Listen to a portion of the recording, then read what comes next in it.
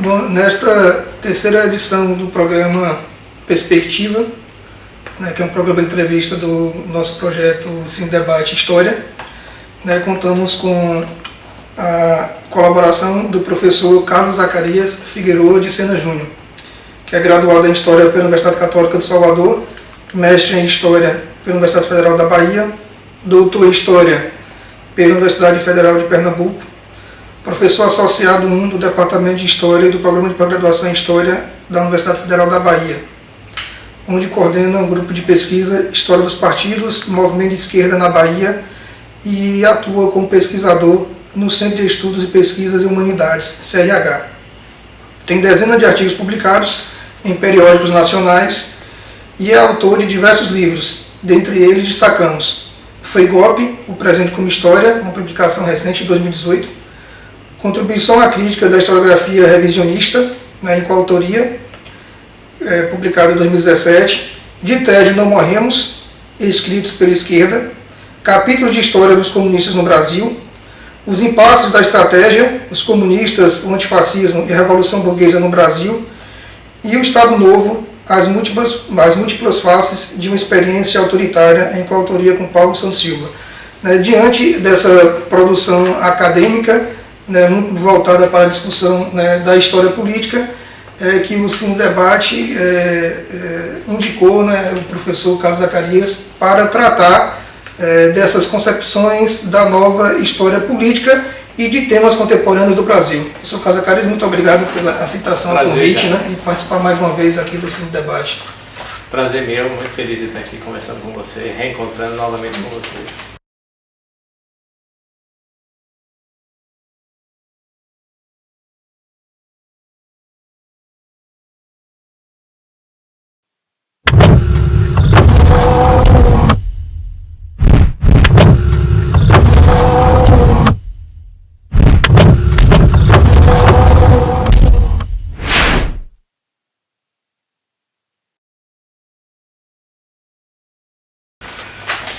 Bom, professor Zacarias, a primeira pergunta, eu gostaria que você começasse falando sobre o novo campo da nova história política. Falando assim brevemente dos seus objetivos, o que é e das suas abordagens de pesquisa. A ideia de uma nova história política surge em função de que a história política, sob o olhar das novas gerações de historiadores, praticamente tinha desaparecido desde o surgimento da corrente dos anais. A corrente da historiografia francesa, na verdade uma revista surgida em 29, que fez com que a história política, que tinha sido dominante até o século XIX, é importante dizer que a história política não foi algo restrito ao século XIX, que foi o século da história política por excelência, quando a história se tornou ciência, quando a história se tornou científica, mas toda a história tinha sido até o século XIX, com exceção da historiografia medieval, mas mesmo a historiografia medieval há elementos de história política ali, porque os medievais, quando fazem história e copiam em larga medida a historiografia que era conhecida dos gregos e romanos, também o fazem da perspectiva que os gregos e romanos tinham feito, que era uma história política, mas então o século XIX, quando consagra a ideia de uma história científica, ele consagra a ideia de que a história é essencialmente política.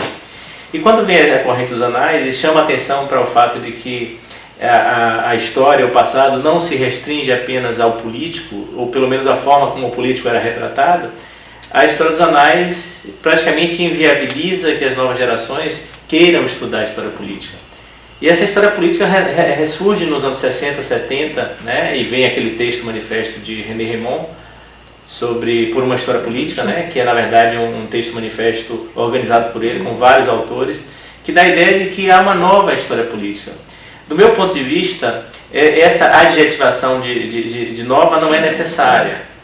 Eu penso a história política de uma forma distinta como os historiadores do século XIX pensavam, mas de uma forma muito semelhante ao que outros pensadores pensavam. Por exemplo, Marx, quando faz seus textos que são mais diretamente relacionados à história política, aqueles textos que ficaram até do ponto de vista dos marxistas, um pouco também esquecidos ou um pouco tidos como textos secundários, Eu estou me referindo aqui à luta de classe na França, ao desdobramento de Bonaparte e à Guerra Civil na França, para não citar textos menores e que não chegaram a compor livros, mas textos mais diretamente políticos que ele publicava na atividade jornalística dele, né? Esses 3 livros especificamente, né? Esses textos que viraram livros e que foram entendidos pelos marxistas como textos menores, são textos em que a história política é tratada de uma perspectiva como toda a história política devia ser tratada sempre.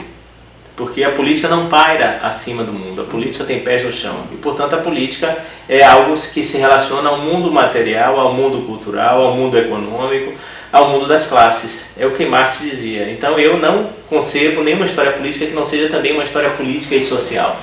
E, portanto, para mim, a adjetivação de nova história política não é a adjetivação mais necessária, a adjetivação mais correta. E, portanto, eu pessoalmente não gosto de denominar o meu trabalho como nova história política, até porque essa nova história política de René Rémond é uma história política liberal, né? E a minha história política é uma história política vinculada a toda uma tradição que se debruça sobre a historiografia do político, pensando social, as classes do econômico, a cultural, toda a vida realmente existente de onde o político surge como um fenômeno que é mais visível, que é mais quente, que é mais consciente, que é mais subjetivo e que, portanto, fascinou gerações de historiadores e no século XX ficou esquecida porque também o marxismo sofreu uma série de crises e foi abandonado por uma série de historiadores.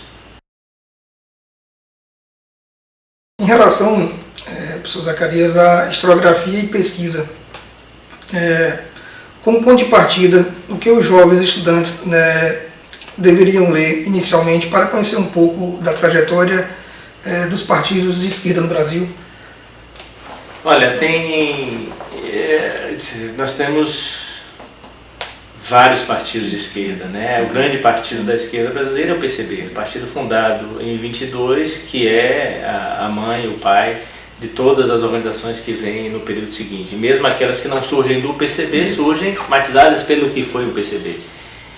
E, portanto, a historiografia do PCB, para quem quer estudar história política, é o primeiro caminho que se deve fazer. Eu digo, sempre que eu vou para a banca, sempre que eu aprecio trabalhos de jovens estudantes de mestrado ou doutorado que estão estudando partidos, eu digo que qualquer um que queira estudar a história dos partidos, de qualquer partido, tem que se encharcar desse tema. Tem que ficar embebido desse tema, né?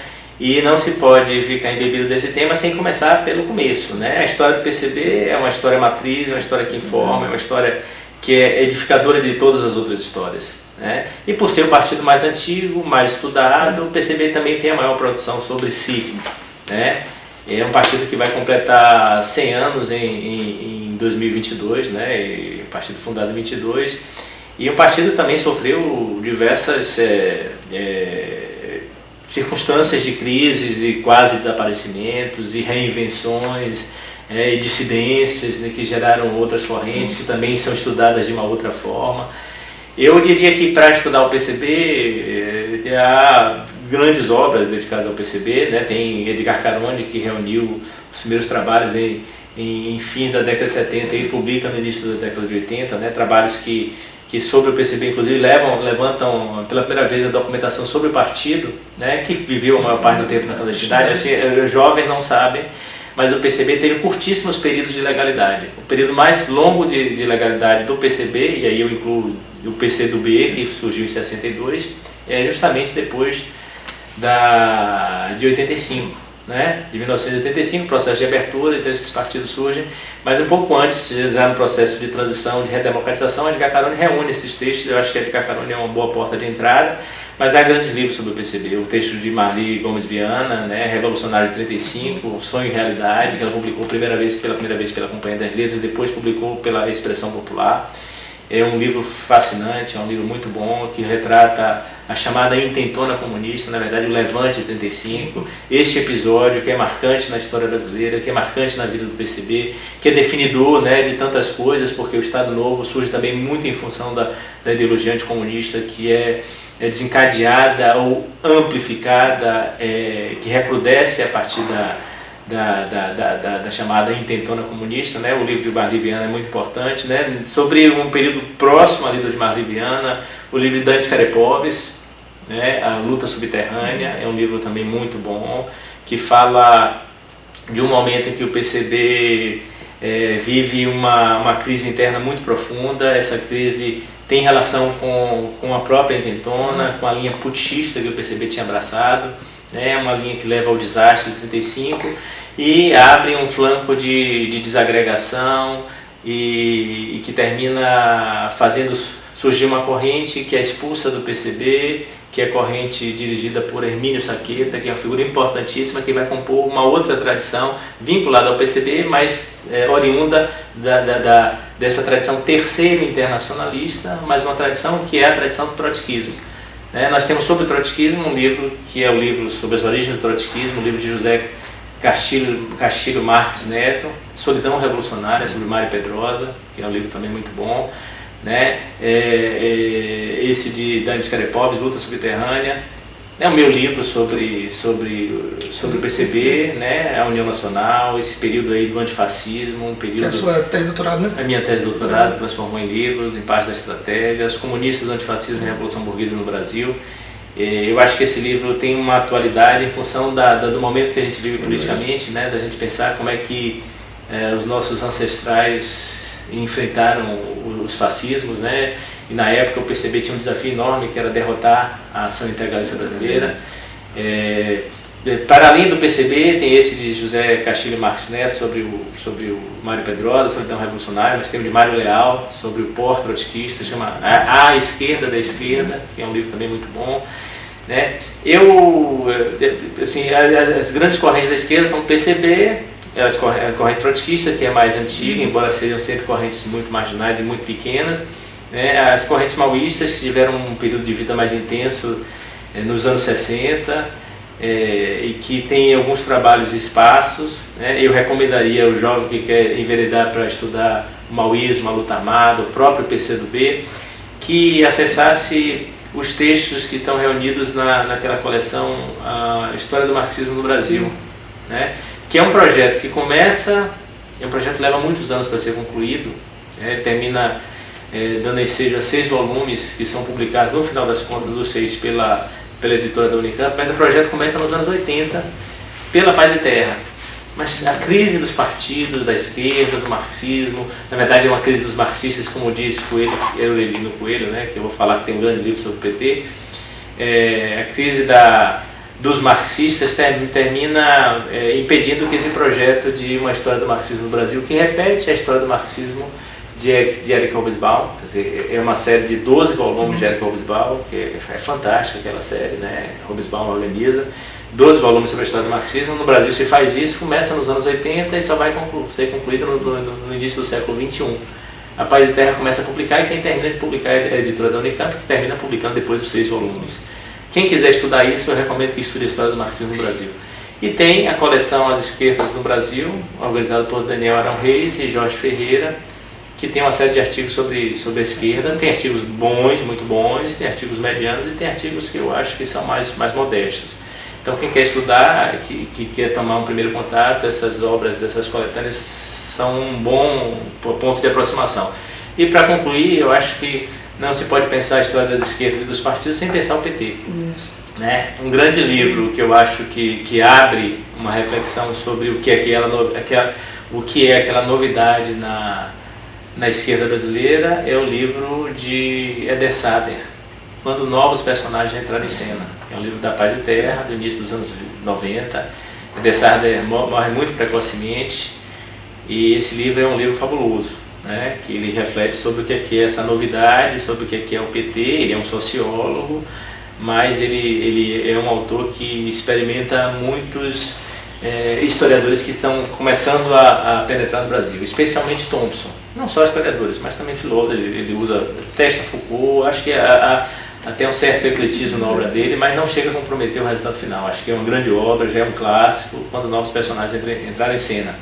E o livro de Aurelino Coelho, Uma Esquerda para o Capital, Uma Esquerda para o Capital, que ele está tratando o processo de transformismo sofrido pelo Partido dos Trabalhadores, muito antes do PT se tornar governo. Na verdade, Aurelino Coelho, que é professor da Universidade Estadual de Feira de Santana, nosso colega, é um intelectual muito reputado nacionalmente. Ele reflete sobre o PT e esse transformismo a partir de duas correntes, a chamada Nova Esquerda, né, e articulação. São duas correntes muito importantes do PT, especialmente a articulação, que é a corrente de Lula. Esse processo de transformismo é uma categoria gramsciana que Coelho, com muita propriedade, utiliza para interpretar como o PT vai se transformando e vai modificando o seu lugar na história muito antes de ser governo. Eu acho que esses livros são os livros mais importantes para o jovem que quer começar a ler.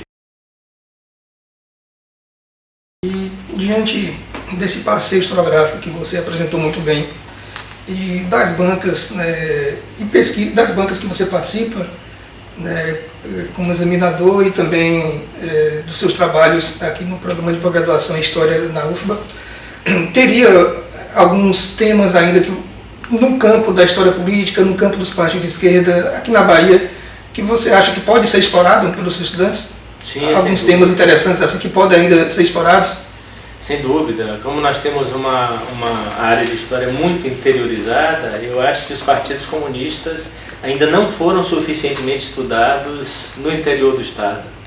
Eu digo os partidos comunistas porque a experiência do PCB é uma experiência mais antiga, uma experiência de 22, e uma experiência que teve penetração no interior do Estado, né? Aqui na UFBA nós tivemos um belíssimo trabalho de Marcelo Lins, né, que é professor da UESC, né, Os Vermelhos na Terra do Cacau, que ele vai investigar o PCB lá em Ilhéus, que teve um polo importante, mas é preciso enveredar por áreas, por dimensões que ainda não foram investigadas.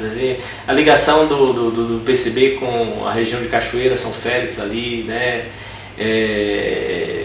nas origens, né, há indícios de que o PCB tem uma presença ali, porque o jornal Classe Operária, quando foi suspenso em 25, teve manifestação lá, né, de trabalhadores da indústria lá de Cachoeira, São Félix. Então esse é um tema importante, né? E assim, ao longo do século XX, o PCB devia ser estudado no interior, né? E depois do PCB, eu não vou nem dizer as outras correntes que praticamente não saíram das capitais, os trotskistas praticamente não saíram das capitais, ou saíram muito pouco para a região no entorno das capitais, as grandes cidades no entorno das capitais, ou as cidades que não estão no entorno das capitais, mas eram grandes cidades, né? Eu não sei, por exemplo, se há trotskistas em Vitória da Conquista, ou quando é que surgem, né? Mas em algum momento há, né?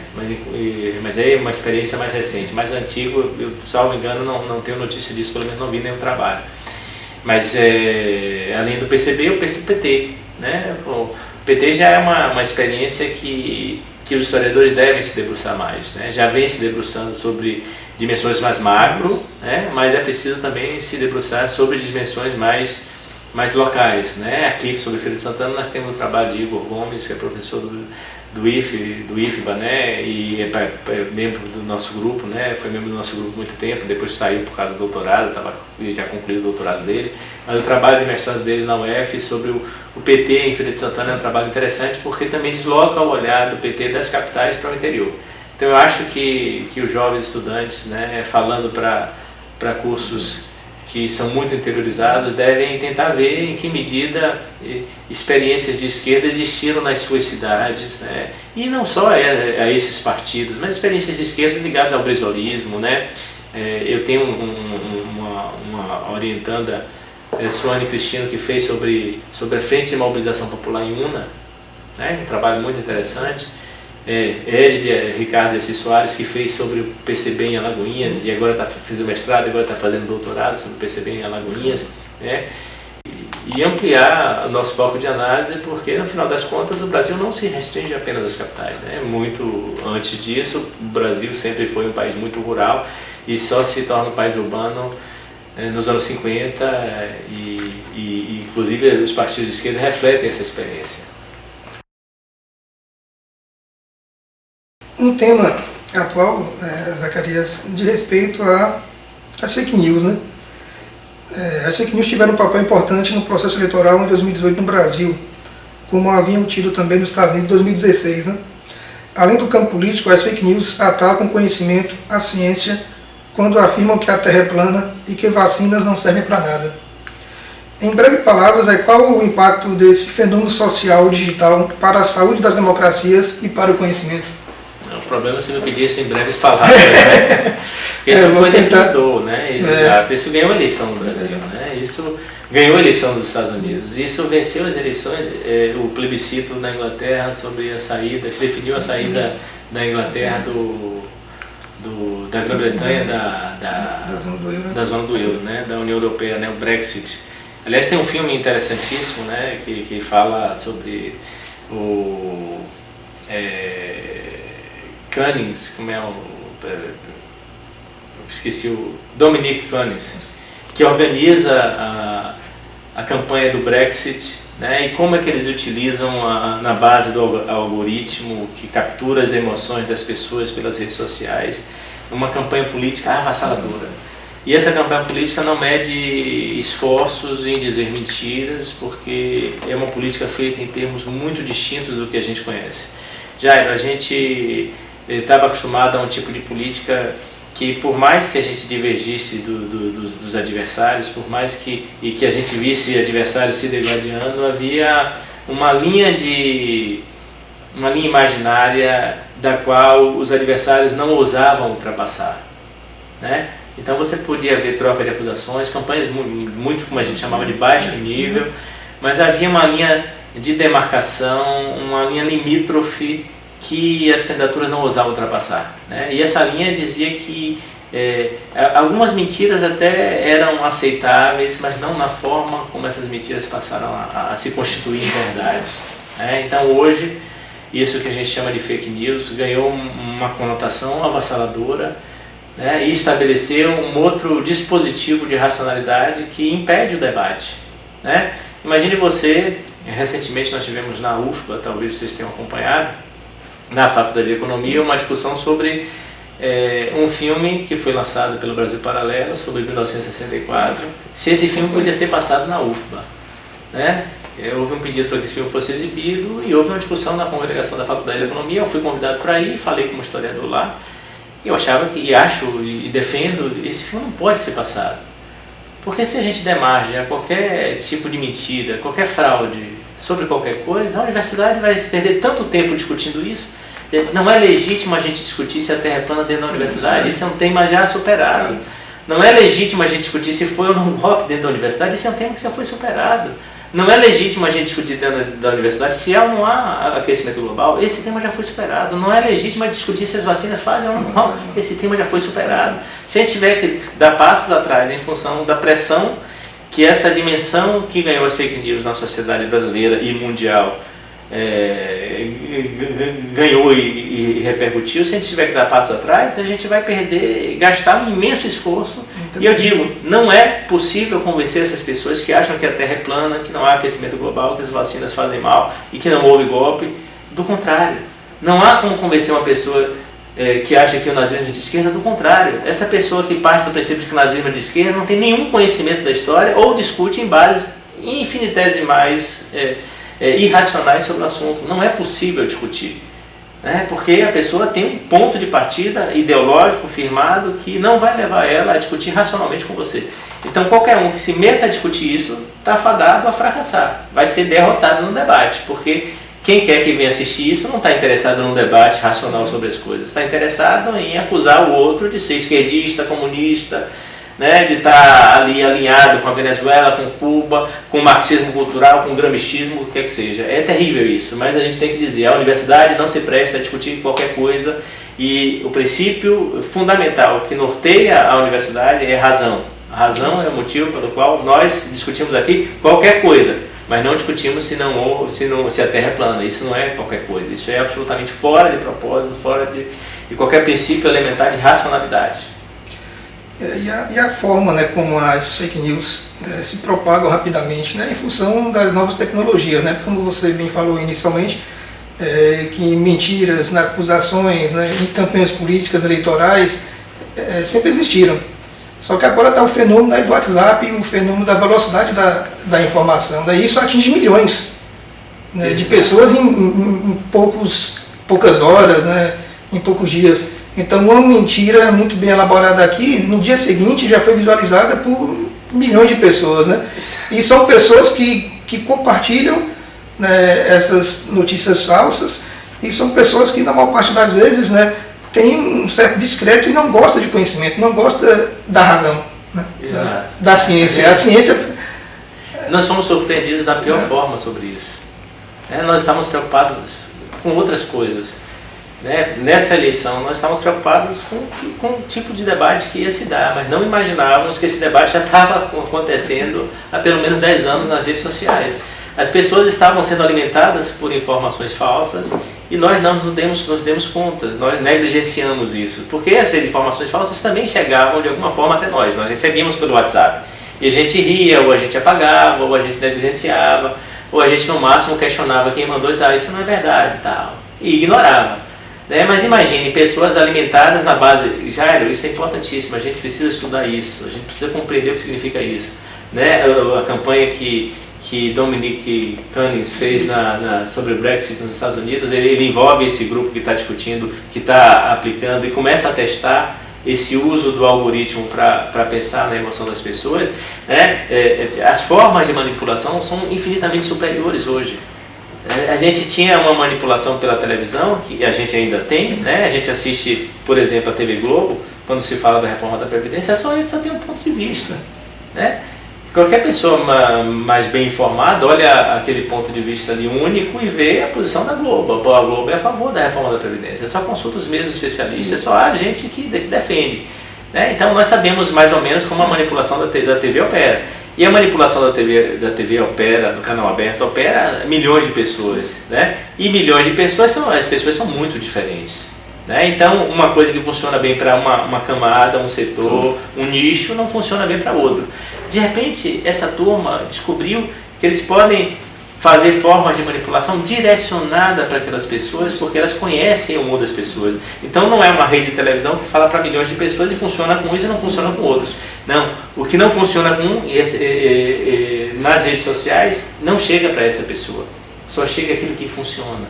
Então, a pessoa que começa a interagir nas redes sociais só vai receber mensagem de WhatsApp e no Facebook ou no Instagram a partir daquele perfil que ele constituiu e que ele deu a saber a esses algoritmos que selecionam o perfil para ele.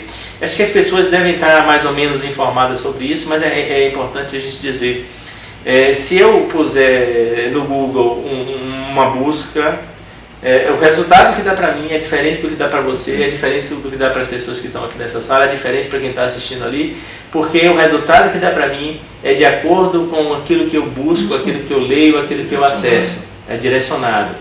Né? Todo mundo sabe que se você vai buscar você procura um livro na internet, você vai receber o tipo de livro que é aquilo ali. Se você tem o Netflix já faz uma seleção. Né? Se você tem o Spotify seleciona músicas de acordo com o seu gosto. Quer dizer, nós somos completamente conhecidos, né? E as nossas emoções estão aí. Né? E isso para vender produtos já é um problema, porque a gente fica sendo bombardeado e direcionado para produtos, então isso reforça uma ideia de mercantilização que a gente lutou durante tanto tempo contra. Né? A ideia de mercantilização também se amplia. Agora imagine isso do ponto de vista político. As pessoas são manipuladas nas suas emoções políticas e são alimentadas com informações, na maior parte do tempo, falsas, porque aquelas informações são satisfatórias para a visão de mundo que ela tem. Então, o que aconteceu com as fake news foi justamente isso. As pessoas que desconfiavam que nas universidades havia orgias, passaram a receber informações de orgias, porque foi isso que ela deu a entender quando buscou aquilo ali, quando curtiu aquela página ali que podia ser falsa. Né? Se na universidade tem droga, ela começou a receber isso. Né? Começa a receber os memes, as imagens, os vídeos, né? E as pessoas que já desconfiavam que na universidade tinha orgias e drogas, agora elas têm certeza, porque o tio delas mandou para elas aquele vídeo, porque a tia delas mandou para ela aquele meme. Né? Não é a Rede Globo que está mandando, é o parente próximo. Né? Então a pessoa fica convencida de que é de fato isso mesmo. Né? E é muito difícil reverter isso. Nós vamos levar um tempo imenso para poder superar esse estado de espírito que nós nos encontramos hoje, porque nós temos uma sociedade ainda mais vulnerável do que a sociedade britânica, do que a sociedade norte-americana, que tem instituições fortes que trabalham contra isso, né? E tem um sistema educacional muito mais consolidado, muito mais efetivo e eficaz do que o nosso. Nós temos uma sociedade de letramento muito baixo, as pessoas são muito mais vulneráveis a esse tipo de manipulação. E isso leva, inevitavelmente, a um tema que tem sido recorrente no atual governo, né? Que é a tentativa de reescrever, né, a história do regime militar, da ditadura militar no Brasil, né? Recentemente, o ministro que caiu, né, o Vélez, declarou que os livros didáticos, né, seriam revisados, né, e que não iriam mais considerar 64 como golpe, né? Uma postura político-ideológica também, né, chancelada oficialmente pelo Planalto, que enviou a ordem de se comemorar nos quartéis, né, o 31 de março, né, agora, recentemente. Então, essa visão militar parece que sempre existiu, mas no campo da história, né, historiadores profissionais passaram também a adotar, né, uma interpretação de caráter revisionista, minimizando os impactos do golpe de 64, né, a partir de um determinado momento da historiografia brasileira. E você falasse um pouco sobre essa questão desse revisionismo? Isso, o tema do revisionismo é um tema muito importante. Hoje ganhou áreas de debate público em função da forma como ele aparece, né, a partir das declarações do ex-ministro, do próprio presidente da República, do grupo de trabalho que tinha generais da candidatura de Bolsonaro, né, tinha o Alessio Ribeiro Souto, que é um general que dizia exatamente isso que o Vélez veio a dizer depois, né, a ideia de que os livros didáticos iam ser revistas, porque não houve golpe, não houve ditadura, e isso afrontou a sociedade, pelo menos a sociedade minimamente instruída, minimamente conhecedora do fenômeno. É preciso dizer, Jário, que a gente perdeu 30 anos sem fazer a discussão necessária sobre o assunto. As 4 leis que existem, a partir da lei da anistia, a lei 6.683 de 79, que é a lei da anistia, até a lei 12.528, que é a lei da Comissão Nacional da Verdade, né? Tem mais 2 outras leis no meio, que são as leis dos desaparecidos, lei de 95 de 2002, do período de Fernando Henrique Cardoso. Não há o termo vítima. Em todas essas leis há um princípio estabelecido de que nós devemos deixar o passado para trás, né? Não é privilégio da sociedade brasileira querer esquecer o passado traumático. Os nazistas, desculpem, a Alemanha fez isso em relação à Alemanha nazista, a Itália em relação à Itália fascista, a Espanha em relação à Espanha franquista, Portugal. Toda a política do Estado vai de encontro aos mecanismos de lembrança que existem na sociedade. Passados traumáticos e, de alguma maneira, inspiram sentimentos de vingança, sentimentos revanchistas, né? Mas mais importante do que os sentimentos de vingança e revanchistas são os sentimentos necessários de manter a memória viva para que não se repita, né? Lembrando que uma das frases mais emblemáticas em relação à ditadura é que a gente dizia para que não se esqueça, para que nunca mais aconteça. O problema é que quando a gente dizia isso, a gente estava justamente esquecendo, porque as políticas do Estado foram eficazes para esquecer. Nós não discutimos a ditadura como devíamos discutir, né? Como a Argentina discutiu, como o Chile discutiu, como a Espanha, que fez uma transição sem ruptura, né? No Pacto de Moncloa em 75, a Espanha não fez uma discussão também necessária e hoje paga um preço alto por isso, mas Portugal fez porque teve a Revolução dos Cravos em 74. A Alemanha teve porque foi muito traumático, né? E apesar de todas essas políticas de Estado que vão e vêm, essas outras sociedades, que não a brasileira, elas foram muito mais reparadoras dos males causados por pessoas que ocuparam os postos no Estado do que a sociedade brasileira. No Brasil, nós esquecemos a ditadura, nós não punimos os torturadores. Então isso deu margem a que existisse um tipo de visão de leitura que estava lá no ambiente castrense, né, na caserna, nos espaços militares.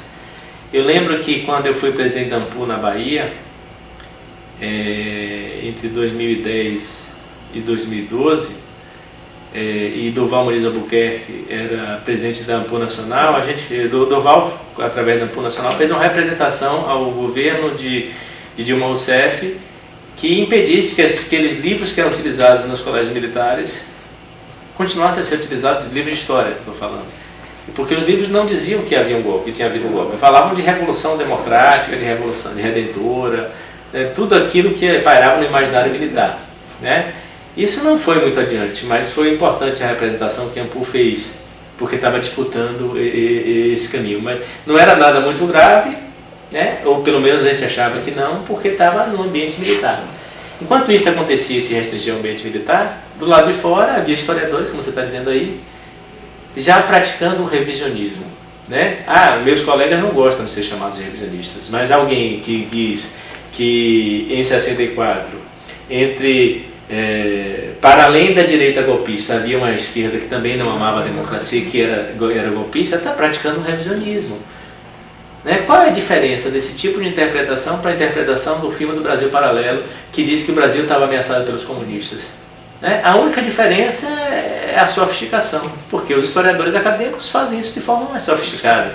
Não diz isso escancaradamente. Não foi por outro motivo que o Dias Toffoli, quando na comemoração da Constituição, dos 30 anos da Constituição no ano passado, se referiu ao historiador Daniel Arão Reis, um historiador importante, uma figura consagrada na historiografia brasileira, mas o Dias Toffoli se referiu ao Daniel Arão Reis como aquele que teria sugerido que não houve golpe e sim movimento, né? O Dias Toffoli diz assim, não vou chamar de golpe, vou chamar de movimento. E aí cita Daniel Arão. No mesmo dia, Daniel Arão saiu para dar uma entrevista e dizer que ele nunca disse que não foi golpe. É verdade, Daniel Arão nunca disse que não foi golpe.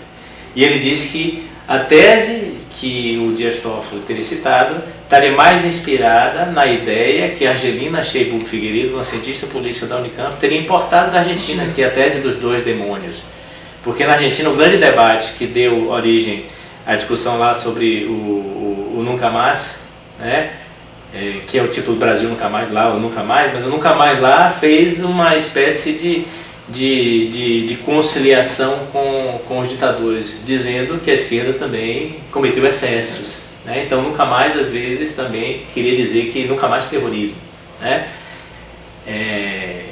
Na mesma ocasião, o Dias Toffoli também fala, nunca mais a ditadura, nunca mais o nazismo, nunca mais o fascismo, nunca mais a escravidão, nunca mais o comunismo. Onde foi que houve comunismo no mundo? Onde foi? A Venezuela? Cuba? Pelo amor de Deus. É China que é comunista? Não, vamos estudar. Não existia o comunismo no mundo. Existia uma sociedade de transição ao socialismo, né? Experiência, e que foram chamadas de socialismo real, né? Outros chamam de socialismo burocrático, mas assim, não é o comunismo. No máximo o socialismo real, o socialismo burocrático, outra forma, mas nunca o comunismo. O Dias Toffoli diz isso. Então quando ele se refere a um historiador que vem e diz com razão, que ele nunca disse que não houve golpe, é verdade, né? E ainda reputa a uma cientista política que também não disse que não houve golpe, a Argelina Sheibuk Figueiredo não deixou de dizer que não houve golpe, mas disse que a ruptura se dá em função do tensionamento pelos extremos, a esquerda e a direita. Quer dizer, essa tese é que vai parar nas mãos desses doidos que estão aí, desses malucos, desses alucinados que fazem filmes como esse do Brasil Paralelo, que vem construir a ideia de que o Brasil estava ameaçado pelos comunistas. Né? Não há nada que sustente isso do ponto de vista das evidências. Né? O filme do Brasil Paralelo que eu assisti com engulho, eu assisti com taquicardia, mas tive que assistir para poder dar meu depoimento lá na Faculdade de Economia, para poder fazer a crítica depois de ver o filme. É uma fraude do começo ao fim.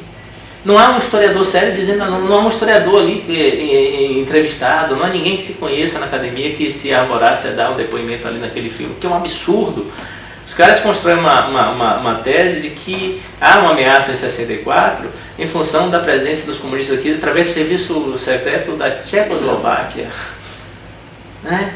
Quer dizer, gente, os países do leste podiam ter espiões em várias partes do mundo, podiam ter.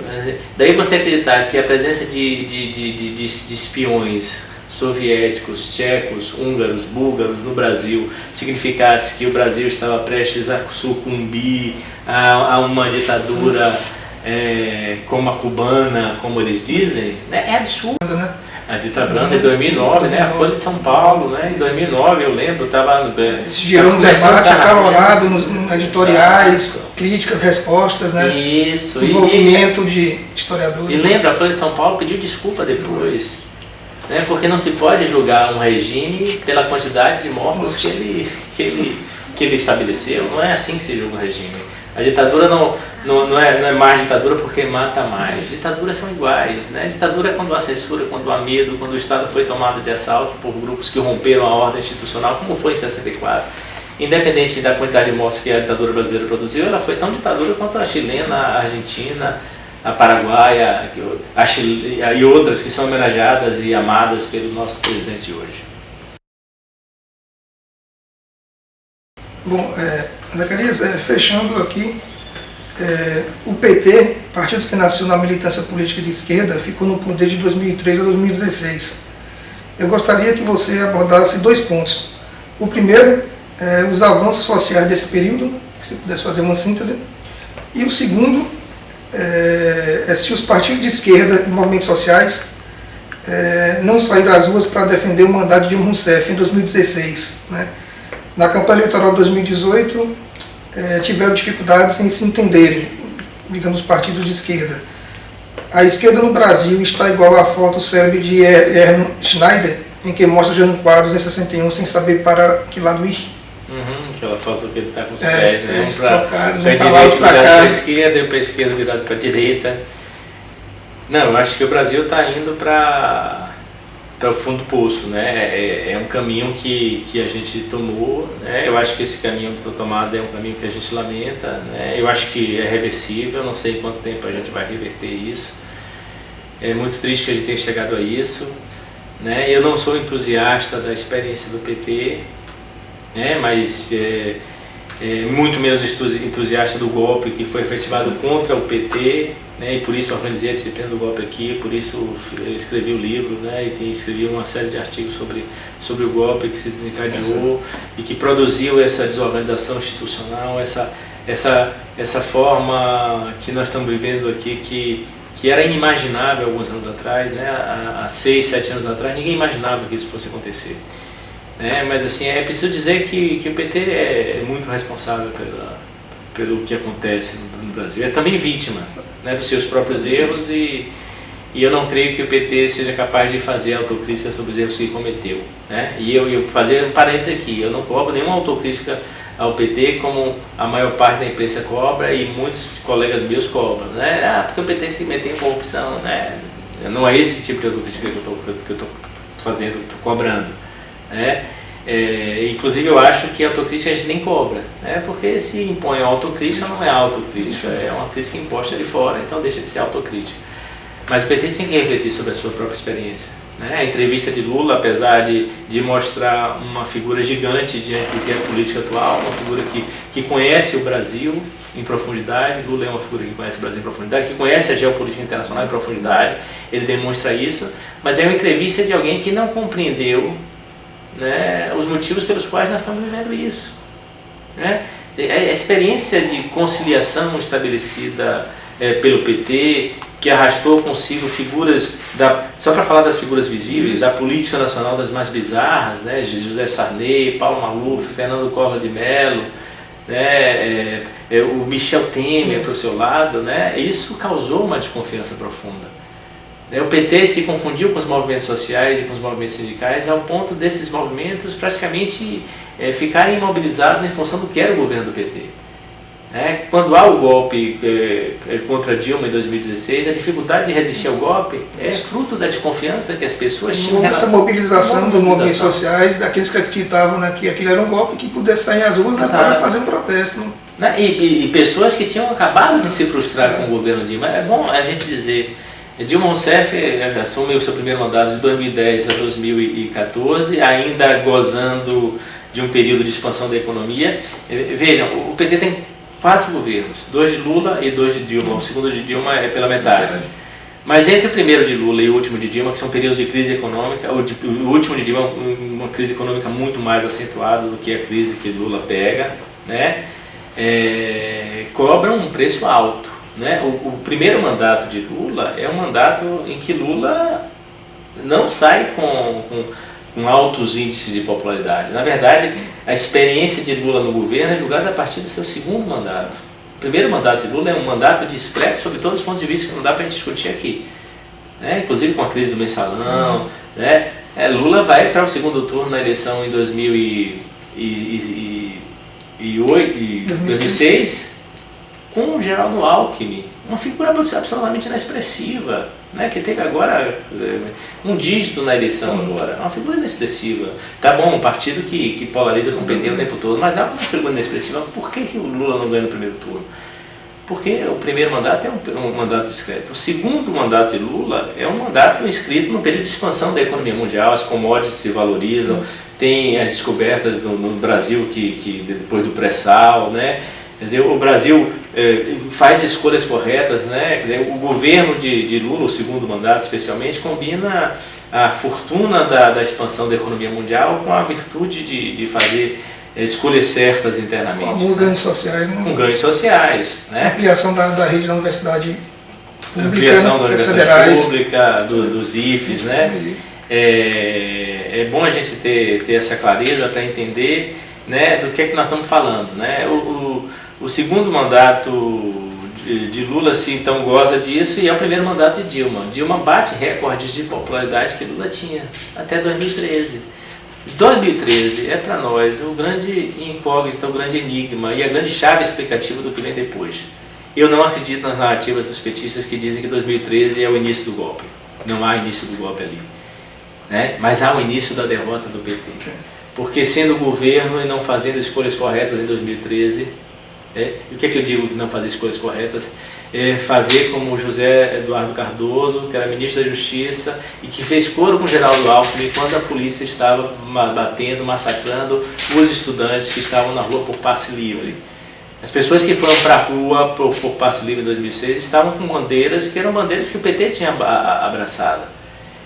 Então, a partir de 2013, o PT definitivamente está contra a rua. E essa posição contra a rua, que também está naquele caldo ali que também significava que setores queriam expulsar o PT, e o PT termina saindo de vez da rua, cobra um preço alto. Aí na eleição de 2014, da segunda eleição de Dilma, né, nós temos uma Dilma que faz uma campanha pela esquerda, não é uma campanha radicalizada, mas é uma campanha que é suficientemente à esquerda a ponto dela resgatar o símbolo da sua imagem de militante da luta armada, coisa que ela não tinha feito no primeiro mandato, que os marqueteiros não tinham feito no primeiro mandato. Então nessa segunda campanha, a campanha pela esquerda, o Dilma muda mais, Dilma Coração Valente, aquela imagem daquela jovem, né, que tinha feito a luta armada resistindo contra a ditadura, né, e imediatamente depois de vencer uma eleição super polarizada, o que é que Dilma faz? Monta uma equipe de governo, um ministério que encheria os olhos do PSDB. Joaquim Levy, Armando Monteiro, Kátia Abreu, Gilberto Kassab, os 4 setores das frações da burguesia que apoiavam o PT naquele momento, que pulam fora do barco no momento seguinte. E quem vem ao socorro do PT já não tinha capacidade de mobilizar as bases sociais que estavam absolutamente frustradas com a política de austeridade que foi implantada por Dilma Rousseff. Em 2015 houve greve no setor de funcionários públicos federais, inclusive nas universidades, por conta da austeridade. Então o que acontece é que as direitas que já tinham descido as ruas em 2013, a certa altura, elas não estão nas ruas desde o princípio, a certa altura elas começam a descer as ruas porque são fustigadas, são manipuladas, né? Tem esse processo aí que já tinha ganhado o WhatsApp, as redes sociais, e tem um processo que envolve também os meios de comunicação de massa já conhecidos, tradicionais, a mídia corporativa, né? Os grandes jornais e a Rede Globo. A Rede Globo passou a apoiar as manifestações em 2013 a certa altura, depois de criticar, ela passa a apoiar. Então as direitas descem, o tema que as direitas mobilizam é o tema único, né, o samba de uma nota só, que é a corrupção. Né? Então isso se intensifica a partir de 2015, né? A Operação Lava Jato ela começa em 2014, mas ela é deslanchada a partir de 2015. Então essa vinculação fez com que houve uma mobilização contra o PT, que lamentavelmente ficou marcado na história brasileira como o partido mais corrupto. Né? Eu diria que a gente precisa reinventar a esquerda, já era. Né? Reinventar a esquerda não é banir o PT, não é acabar com o PT, né? Mas é conversar com o PT, conversar com o pessoal, conversar com os outros partidos de esquerda, refletir, porque a gente não vai conseguir resistir a esse processo, a esse tipo de governo que está estabelecido aí com traços fascistizantes, se a gente não estiver junto, se não estiver solidário, não for fraterno, né, e não for também capaz de desenvolver a crítica uns aos outros de maneira fraterna, solidária e companheira para a gente poder avançar. Né? Porque o problema não é só derrotar, é a gente pensar o que é que a gente vai fazer depois de derrotar isso aí, qual é o nosso projeto para o dia seguinte, a derrota de um governo fascistizante como o de Bolsonaro. Esse é o caminho a ser seguido e cumprido né, pelos partidos de esquerda, os partidos progressistas. Né? É o nosso desafio, o grande desafio dessa nossa geração é esse. É sobreviver em primeiro lugar, porque a gente precisa sobreviver. A gente precisa, e eu não falo na figura metafórica, né, é literal, né, literal no sentido, né, do filho de Bolsonaro que estava se matando de trabalhar, literalmente se matando de trabalhar, né, se sobreviver é literal. Nós precisamos sobreviver esse governo. Há dos nossos que não estão conseguindo sobreviver, né? E às vezes fisicamente estão sucumbindo. A gente que já morreu, gente que perdeu a vida, lamentavelmente, de alguma forma, gente que já saiu do país, gente que abandonou, né? Que recuou, que está com medo. É legítimo, é justo que as pessoas tenham medo, a gente tem que amparar, tem que acolher, tem que entender e não criticar. Mas essa geração precisa ser capaz de repor esses quadros que estão recuando, porque senão nós não vamos ter um país para legar aos nossos filhos. A nossa responsabilidade não é nem mais com a nossa geração, é com a próxima geração. Porque nós recebemos um país de uma forma, ou ajudamos a preparar esse país de uma forma, e estamos passando para a próxima geração de uma maneira muito pior. Nós temos responsabilidade de, no mínimo, entregar um país igual ao que nós tínhamos recebido e que ajudamos a construir por um pedaço de tempo. Muito obrigado pela muito entrevista, obrigado a você, pelas reflexões, né, sobre a história política e sobre o Brasil contemporâneo. O Cine Debate História agradece. Tá bom, obrigado, um prazer. Fico aguardando para a gente fazer mais conversas e eu voltar lá para a gente fazer discussões lá em Casté. Sem dúvida. Tá bom? Obrigado.